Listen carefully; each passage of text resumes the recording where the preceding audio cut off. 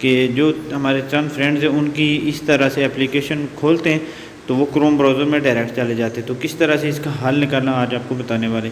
तो हम यहाँ पर यूज़र और पासवर्ड अपना डाल देते हैं, उसके बाद लॉगिन के ऑप्शन पर क्लिक करते हैं, देखते हैं क्या ऑप्शन आता है।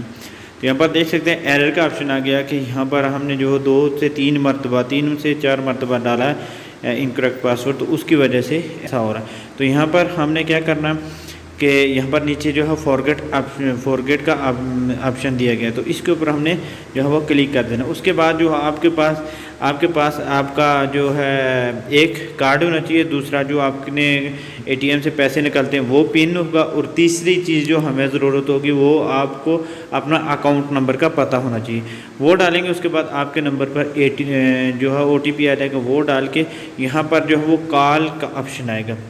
तो यहाँ पर हमने कॉल के ऑप्शन पे ऊपर क्लिक कर दिया, ठीक है। तो यहाँ पर देख सकते हैं हमारे पास कॉल आ गई और वो कहेंगे